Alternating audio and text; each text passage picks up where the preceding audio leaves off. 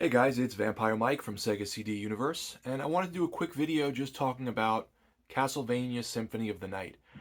I've played the game before. I had it on PlayStation 1, never beat it. I think I got up to like the library portion and I just kept dying and I kind of was like, I've had enough. But I did own it at one point, whenever it came out. So I was probably in my like late teens, I want to say. I did beat Bloodstained. That was really good. So I knew eventually I did want to go back and beat some of the Castlevania titles. I didn't realize I had a download of Symphony of the Night on my 360 when I had Gold Game Pass. You know, I still have it, but it used to be called Gold. And I think I have like Harmony of Dissonance and Judgment or whatever the 3D one. So anyhow, I started Castlevania Symphony of the Night about a week and a half ago. I was playing it in spurts. I found the beginning of the game to be really difficult. I don't know if it was me or what, but I feel like the difficulty is really hard at the very beginning. You die pretty easily, you can get stun locked pretty easily, and just get the shit kicked out of you. However, as you continue the game, it gets easier and easier, which I guess makes sense. Some games ramp up the difficulty. This one seems to get easier as you go. Spoiler alert for an old game, if you haven't played Symphony of the Night, if you meet certain requirements, I don't want to tell you how, you can get to the last boss of the main castle, and then the castle flips upside down. And now you're going through the exact same castle upside down. To be honest with you, I wasn't a huge fan of this area because I looked into it and they said one of the creators of the game, had done it just to save on costs and assets because they were able to flip the whole thing. It felt clunky because where the initial, traverse through the castle feels like every jump and every area is put where it's supposed to be. When it's inverted, it just feels awkward. So I wasn't a big fan of that. It also starts out pretty hard when the castle flips over, and I died a few times. But there's a way to grind and get the best weapon and the best armor fairly close to the beginning of the inverted castle. So I got that. I played, I don't know, maybe I did 20 minutes for each item.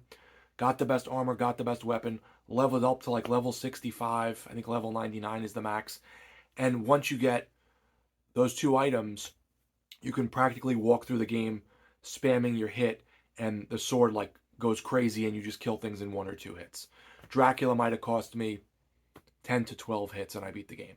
So, as you play through the inverted castle, you pick up these Dracula items, these Vlad, like Teeth of Vlad, Eye of Vlad, whatever. And then you can unlock the last room, and then you can fight Dracula.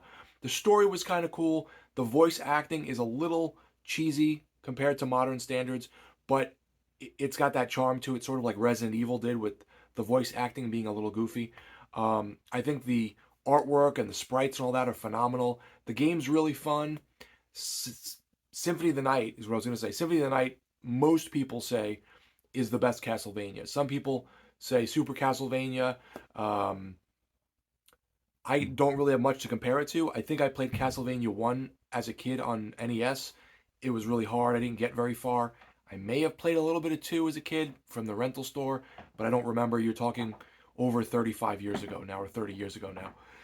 Overall, I thought it was a fun game. I thought the second half was definitely lacking compared to the first part of the game. It felt a little more kind of piecemealed in, especially as I said with the awkward jumping and stuff. But I liked it. You get different abilities.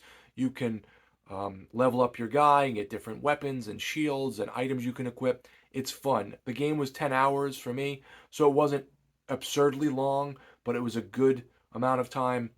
If it was a lot longer, I probably would have said it was too long, but overall, I enjoyed it. So I don't really give ratings normally, but I guess I'd probably give it like a B, like a 8 out of 10. It was a fun game. I enjoyed it. I may try another Castlevania again in the future. What really spurred me to play this, my buddy Brian loves it. It's one of his favorite games. But I also had just beaten Blasphemous, and I know they're sort of similar in a little way. So I thought Blasphemous was phenomenal. So I was like, let me go back and play Castlevania Symphony of the Night. And luckily I already had it downloaded. So anyway, chime in, guys. Let me know if you've played or beaten Castlevania Symphony of the Night. I thought it was pretty good. Would I go back and play it again? Not anytime soon. If I go back and want to play as Richter or Maria, maybe I will, but I don't think it'll be for a very long time. Thanks, guys, for watching. It's Vampire Mike from Sega CD Universe. Be good.